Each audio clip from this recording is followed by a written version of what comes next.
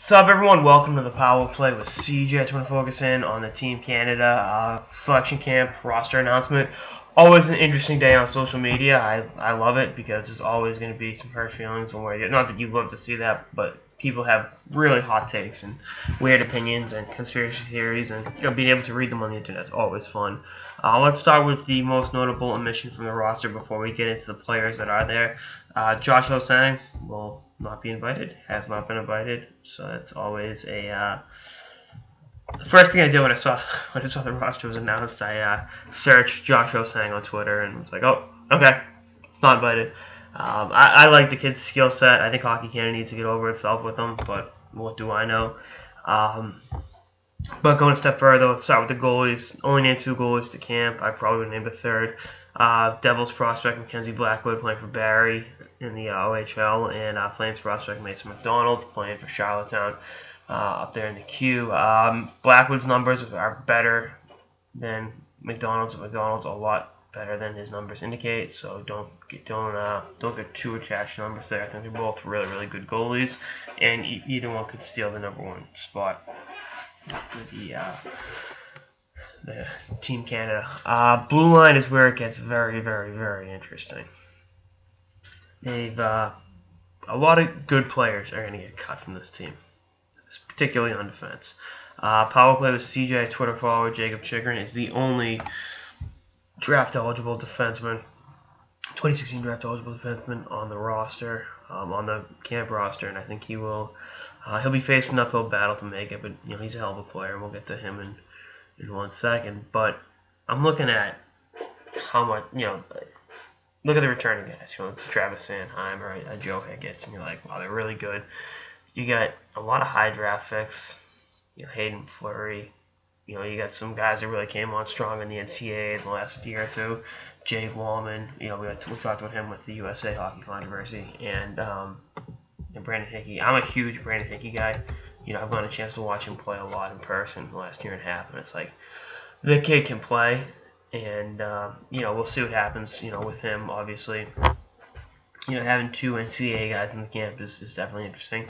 But if gun to my head, pick the top 6. I go Sanheim, Hicketts, McEwen, Hickey, Fleury, Dunn, Travis Dermott, Vince Dunn. Those are my guys. So Shabbat, Chikrin, Jake Wallman, and Noah Jolson. Yeah, I like all those guys.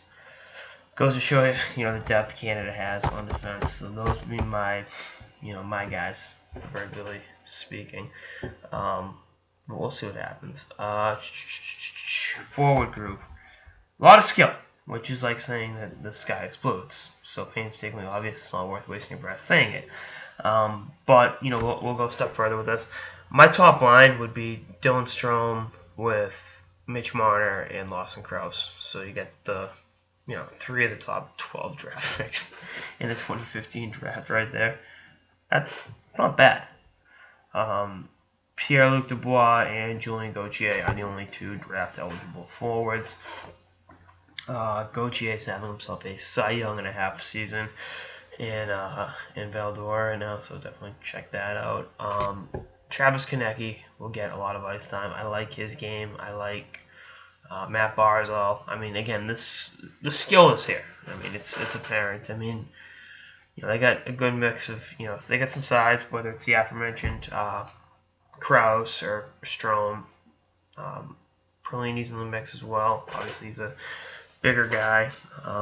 And just the way that the different games complement each other should be interesting to watch. Michael Delco's on the bubble, which for a top 5 pick, a 19-year-old top 5 pick is like, what? But you have to understand that he's not exactly lighting it up in Oshawa. I know they won the Memorial Cup last year. I think he'll make it, but he's a lot closer to the bubble than I think Islanders fans should be comfortable with. That's something again to keep an eye on. Guy to watch in camp that I like is Spencer Watson. He got kind of overlooked in the 2014 draft, and really just a good all-around skilled player. Not the biggest guy out there, but I think he can definitely be a guy that plays his way onto the team, and it is contributor. I mean, you see that every year. Guys that maybe aren't the biggest names have good camps. Are coming off good runs. He's playing, doing some big time things for Dougie Gilmore's group up there in Kingston. So, I think that's going to be a situation to keep an eye on. But again, the forwards here, you got to have the top six, and then kind of filling in from there. A lot of skill, a lot of talent, a lot of tough decisions to make. But I think as good as the forwards are, the D is going to be the backbone of this team. I mean, I'm looking at the blue line going, there are going to be some really, really good hockey players sent home. And that's just the reality of the situation with Hockey Canada every year at this tournament. And, people are going to have their hot takes one way or the other. But bottom line is, you got to construct a team you think can win the gold medal. Obviously, Canada is the reigning champs. They broke their little skid last year. And, putting the best team together and the right team together will make all the difference. But I'd like to see, just for the record, I would love to see Jacob Chikrin out there. Big time fan of his. But, again, there's just so much depth. It's like, what are you going to do? Anyway, that's like sort of the power play with CJ. Stay tuned for episodes throughout the season and beyond. Later, guys.